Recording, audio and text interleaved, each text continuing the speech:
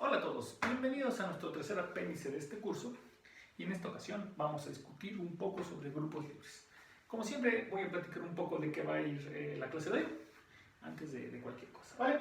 Bien, pues vamos a ver grupos libres, vamos a dar una definición que quizás desde el punto de vista dinámico no es la mejor, pero por cuestiones del curso y de espacio es la más adecuada en este momento, ¿vale? Vamos a dar la forma en que se construye o en que se garantiza que este tipo de grupos existe.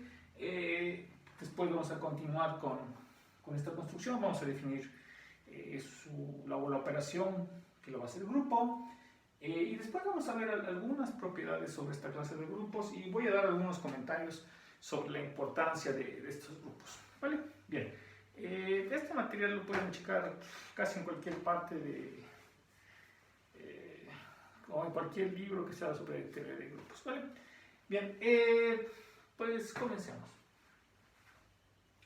Bien, los grupos libres fueron introducidos por Nielsen mientras él estudiaba superficies complejas de Riemann y automorfismos en ellas, ¿vale? Él se dio cuenta de su importancia y cuando se da cuenta de esta importancia, él comienza a hacer un estudio más o menos sistemático de ellos y sobre todo empieza a ahondar sobre la importancia de estos grupos, ¿no? Bien, solo por decir una cosa, resulta ser que cuando ustedes estudian superficies de Riemann compactas, estos aparecen en el teorema de retrosección de Kepler.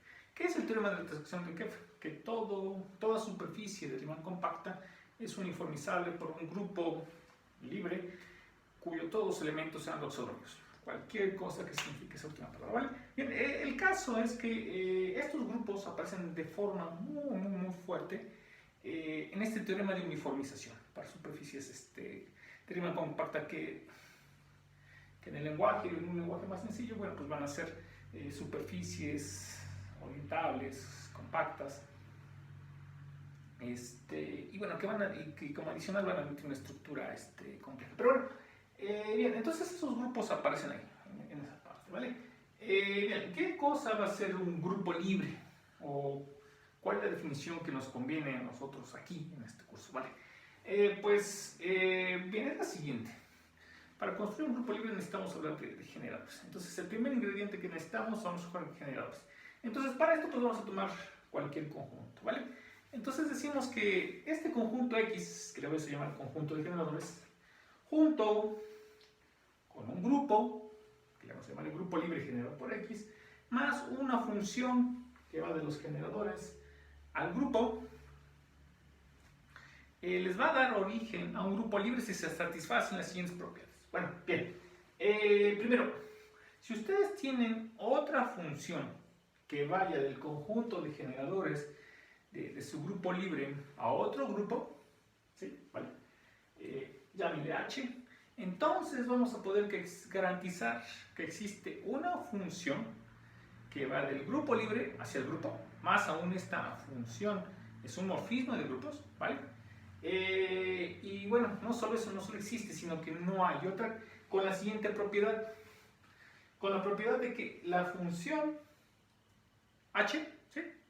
La que existía de aquí a acá, se factoriza a través de estos dos morfismos de grupos, es decir, h es igual a h barra seguido de teta. Bien, ¿esto qué quiere decir? Esto más o menos quiere decir que cualquier función definida sobre los generadores del grupo libre hacia un grupo se extiende hacia una función del grupo libre en el grupo de llegada. Vale, eso es todo. Bien, algunas cosas que se pueden probar de esta definición. La primera es que la función teta, esta que va del conjunto de generadores a teta, a partir de esta definición, que es muy abstracta, pues va a ser inyectiva. ¿Vale? Eso es posible demostrar acá. La segunda parte que se puede probar es que precisamente la imagen de los generadores bajo esta función teta que encaja en el conjunto de generadores en el grupo libre, ya porque ya sabemos que es inyectiva, cuando nos fijamos en el grupo que genera dentro del grupo libre, pues es precisamente el grupo libre. ¿Vale? Bien, entonces estas son dos propiedades que son inmediatas de esta definición bastante abstracta de grupo libre. Bien, ahora sí, vamos a ver cómo se construye, ¿no? En algunos textos prefieren ir sobre esta forma de construir, luego le dicen que esa cosa se les llama un grupo libre y después ven que esta forma de construir este grupo o que esta construcción que les da un grupo tiene estas propiedades, ¿vale? Pero bueno, considero mejor hacer esta forma. Bien, entonces tómense un conjunto X, como siempre, el conjunto siempre lo vamos a asumir no vacío, y vamos a definir un conjunto auxiliar, ¿vale? Este conjunto auxiliar lo vamos a llamar, o lo vamos a denotar como el conjunto de las inversas, ¿vale? Ahora, aquí un aguas, ¿no? Aquí tenemos letras, ¿no? Tenemos generadores. Formalmente no existen aún las inversas. ¿Por qué? Porque esta cosa no tiene por qué vivir en un grupo. Digamos que este nuevo conjunto son simple y sencillamente símbolos nuevos que estamos construyendo, ¿no? Es decir, si tenemos un símbolo X, es decir, tomamos un elemento que iba acá, construimos un nuevo elemento, y ese elemento le llamamos la inversa, ¿vale? Bien, pero de momento no tiene, porque es la inversa, no vive esto en ningún grupo, ¿vale? Es como cuando ustedes tienen los naturales y de momento deciden construir los enteros y los deciden construir mediante poniéndole un menos. Bueno, bien, más o menos esa es la filosofía.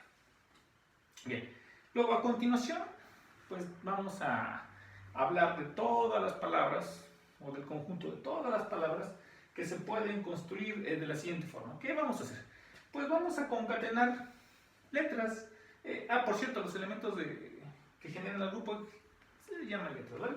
Entonces, estas palabras, lo único que este conjunto de palabras, lo único que significa es que vamos a concatenar letras. ¿Y eso qué significa esto de concatenar?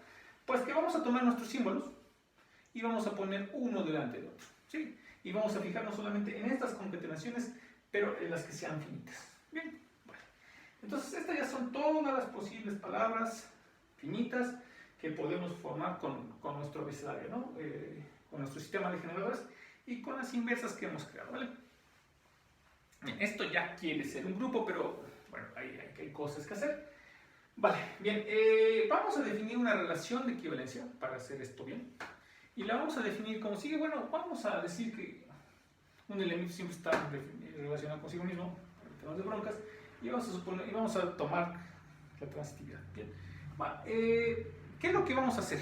Vamos a hablar de palabras reducidas, o vamos a hablar de que una palabra está relacionada con otra, o en términos de que podemos reducir una en otra.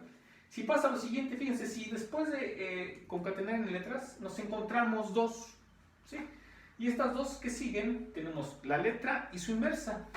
Y después tenemos más letras, ¿no? Bueno, pues bien, esta palabra, pues vamos a decir que es exactamente la misma, o que está relacionada, a la que no tiene estas dos. Es decir, en algún sentido las estamos borrando. Bien, vale, bueno, ya una vez que dijimos que si tenemos la letra y su inversa, pues entonces se borra. Pues entonces de manera natural tenemos que la otra letra, a la otra palabra, la que esta debe ser relacionada o equivalente, pues es de que tengamos la misma concatenación, pero ahora tengamos la inversa y luego la letra original. Y después lo que sigue de la palabra. Entonces fíjese, con esta relación de equivalencia, lo que estamos diciendo es que dentro de esta colección de palabras no vamos a distinguir de palabras en las cuales nosotros podamos hacer esta especie de cancelación, ¿vale? Bien, entonces esto formaliza lo que vamos a tener nosotros por inversa, ¿vale? Bien, eso lo vamos a ver ahora a continuación, ¿vale? ¿Cómo vamos a definir el grupo libre generado por X? Bien, ¿o cómo lo vamos a construir? ¿Vale? Pues va a ser precisamente tomar este conjunto de palabras, módulo esta relación de equivalencia que hemos construido, ¿vale? Y bueno, y le vamos a pegar un elemento adicional, vamos a llamarle la palabra vacía o el elemento neutro, ¿no? Vale, ya tenemos este conjunto. ¿Cómo vamos a definir la operación? Bueno, pues la vamos a definir de manera completamente natural. Si tenemos dos representantes, recuerden, aquí tenemos dos marcas de clase, ¿sí? Esas marcas de clase tienen dos representantes que vienen de las palabras. Entonces, ¿cómo nos vamos a operar esas dos marcas de clase? Pues vamos a tomar simple y sencillamente la clase de equivalencia de lo que nos resulte la concatenación de las respectivas palabras, ¿no? Es decir, tenemos una clase operada con una clase B, entonces tomamos un representante de la clase A, tomamos un representante de la clase B, los concatenamos y luego tomamos la respectiva clase de equivalencia. ¿Vale? Por cómo hemos definido nuestra relación de equivalencia, es claro que esa operación está bien definida, ¿no? También es claro que ahora esa palabra, que esa cosa forma un grupo, con la condición siguiente. Cuando nosotros tomamos x inversa, vamos a decir que la clase de eso es simple y sencillamente nuestro elemento E, ¿sí? Es decir, la palabra vacía. Y también de x inversa x, ¿no? Bueno, entonces con esa pequeña trampa que estamos haciendo, pues ahora sí ya tenemos que esto es una operación binaria, que tiene un neutro, que tiene inversos, que es asociativa, ¿vale? Entonces con eso ya tenemos que esta cosa es un grupo. Bueno, falta decir cómo operar con la palabra vacía, pero bueno, si tomamos la palabra vacía con la palabra vacía, vamos a decir que es la palabra vacía, y si tomamos cualquier otra palabra y lo operamos con la palabra vacía, pues vamos a exigir que sea la palabra con la que empezamos, ¿vale? Bien, esa es la única que les faltaba para el grupo. Bien, entonces, esto ya es un grupo, se llama el grupo libre generado por X, y resulta ser que esta cosa tiene esta propiedad, ¿vale?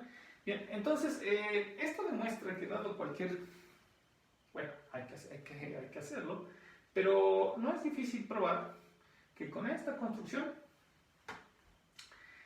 esto satisface la definición que dimos de grupo libre, ¿vale? Bien, bueno, los detalles, veanlo por favor en cualquier libro de teoría de grupos. Muy bien, pues ya probamos que tenemos para cada conjunto tenemos el grupo libre generado por él, que satisface esta propiedad. Bueno, ¿qué otras propiedades tienen estos grupos? Bueno, la primera que es muy importante es la siguiente. Dice lo siguiente, fíjense, si ustedes tienen cualquier grupo, entonces este grupo es isomorfo al cociente de un grupo libre por uno de sus subgrupos.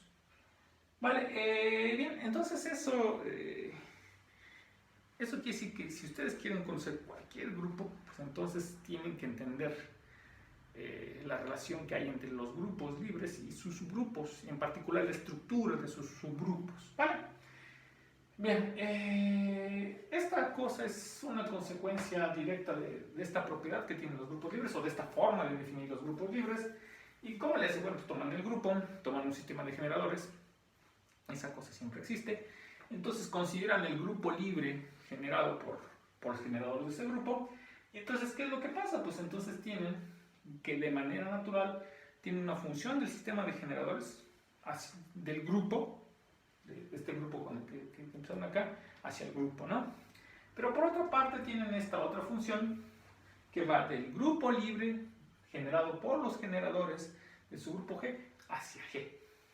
Bien, entonces tienen esta función, está claramente sobreyectiva, entonces utilizan el primer teorema de isomorfismo de grupos y ya tiene la proposición deseada, ¿no? Entonces eso fue muy sencillo. Bien. En algún momento del curso vamos a regresar sobre esta propiedad de que todo grupo es el cociente de un grupo libre por nuestros subgrupos, para que hablemos de relaciones. ¿Vale? Esto para cuando regresemos o toquemos el tema de calcular el grupo fundamental de un enlace. Bien, bueno, esto que acá vamos a regresar más adelante sobre él, es una propiedad sumamente importante de los grupos libres. Bien, ¿qué otra propiedad tenemos? Bueno, si dos grupos libres son iguales, entonces esto es sí y solo sí, pues los conjuntos generadores de ambos tienen la misma cantidad de elementos, ¿vale? Algunas veces a esta cardinalidad se le llama el rango del grupo, ¿vale? Bien, entonces tenemos esta otra propiedad. ¿Cómo construimos de manera práctica este tipo de grupos? ¿Vale? Los construimos mediante la llamada propiedad de ping-pong. Hagamos una breve pausa. Recordemos que los grupos son objetos dinámicos. ¿A qué me refiero? Cuando uno piensa en grupos, generalmente uno lo que debe hacer es pensar en una operación binaria que tiene la propiedad de neutros, de inversos, de asociativa, pero que está actuando sobre un espacio. ¿Vale? Si usted toma la definición abstracta de grupos, siempre pasa que existe un grupo donde actúa de manera buena, ¿no? Bien, eso se puede hacer. Entonces, pues pensando en esto, ¿cómo construyo yo un grupo libre en términos dinámicos? Es decir, pensando un grupo como algo, como un objeto dinámico. Bien, pues le vamos a hacer lo siguiente. Fíjense, supónganse que tenemos un espacio, ¿no? Y dentro de este espacio tenemos dos K conjuntos. Vale. Bien, ¿qué le vamos a pedir a estos conjuntos? Si llega a pasar que para cada par de estos conjuntos existe una transformación que haga lo siguiente, pues que haga que el conjunto, al primer conjunto, lo mande precisamente en el complemento de su complemento, de este otro conjunto, ¿vale? Y así para cada uno de estos. Bueno, bien, entonces, si esto pasa, entonces lo que se puede probar, y no es difícil de hacerlo, es que el grupo generado por estas K transformaciones es un grupo libre. Bien. Y precisamente es un grupo libre en K generados. Entonces, esta es una forma dinámica de crear grupos libres. Por ejemplo, si ustedes hacen este proceso en la esfera de Riemann y estas transformaciones las toman como transformaciones de Möbius y estos pares de conjuntos los toman como discos cerrados que vayan a ser ajenos, eso de estos tienen que ser ajenos, entonces ustedes dan origen a lo que se llaman grupos de Shorby, que son muy importantes. Vale, bien, entonces eso sí lo hacen en la esfera de Riemann, ¿no? Mediante un poco más de trabajo, no es difícil probar que este tipo de dinámicas, con esta dinámica estilo ping-pong, que les generan grupos libres, no es posible construir grupos de este estilo en espacios proyectivos de dimensión par. ¿Vale? Bueno, eso queda por ahí de tarea, lo pueden leer en otra parte. Bien, entonces esta es una forma dinámica de pensar los grupos libres y bueno, si quieren leer un poco más, lean el libro de las perlas de Indra. Ahí pueden ver cómo con esta construcción, o cuando consideran este tipo de construcciones, cuando pasan a algo que se llama la variedad cociente, ustedes llegan a obtener una superficie de Riemann compacta. Es decir, este es un paso hacia ir hacia el teorema de intersección. Bien, bueno, ¿qué otras propiedades tienen estos grupos libres? Pues resulta ser que cualquier grupo, cualquier subgrupo de un grupo libre es libre, ¿vale? Si bien es cierto que no es muy complicado, esta cosa requiere ser hecha con calma y tiene cierta longitud que por cuestiones de espacio se va de nuestras posibilidades, ¿vale? Pero bueno, esto es algo sencillo, ¿no? Bien. Nuevamente, esto va a ser importante y vamos a regresar a esta propiedad y a esta cuando vayamos a calcular el grupo fundamental de los enlaces en alguna de nuestras sesiones. Bien, bueno, otra cosa, estos grupos libres andan por todos lados, ¿no? Bueno, en particular, bueno, andan por todos lados en el sentido de que cuando ustedes consideran grupos de matrices, siempre hay uno omitido, ¿vale? Bueno, hay que poner más condiciones. Bien, entonces el siguiente teorema que les voy a dar es muy importante en sistemas dinámicos, muy importante en álgebra por sí mismo, y es debido a Tits, ¿vale? También este es muy largo de probar, es un resultado muy importante porque no vamos a ver aquí. Si quieren ver una referencia de dónde está este resultado, pueden consultar el artículo original de Tits, o quizás pueden checar el libro de variedades, n variedades hiperbólicas, ¿vale? Bien, ¿qué dice este teorema que se llama la dicotomía de Tits? Pues bien, que si ustedes tienen un grupo de matrices de n por n, con entradas complejas, por ejemplo, y este grupo es finitamente generado, entonces hay de dos. O el grupo contiene un subgrupo soluble, es decir, es virtualmente soluble, o contiene un subgrupo libre con dos generadores. Y si tiene un subgrupo libre de dos generadores, entonces le pueden meter o pueden encontrar o pueden garantizar que existe un grupo libre con el número de generadores que ustedes quieran. Listo. Bien, entonces, como les pueden ver, esto les dice que los grupos libres andan por todos lados. Este es un teorema muy importante en sistemas dinámicos. Pueden checar sus implicaciones de este resultado en cuestiones de amenabilidad en sistemas dinámicos, en superficies de Riemann compactas, etc, etc, etc. ¿Vale? Bien, entonces, esto es una motivación hacia que ustedes investiguen un poco más acerca de los grupos libres. Y bueno, de paso nos sirvió para ver las propiedades básicas sobre esta clase de grupos que vamos a utilizar en nuestro curso. Es todo por este tercer apéndice.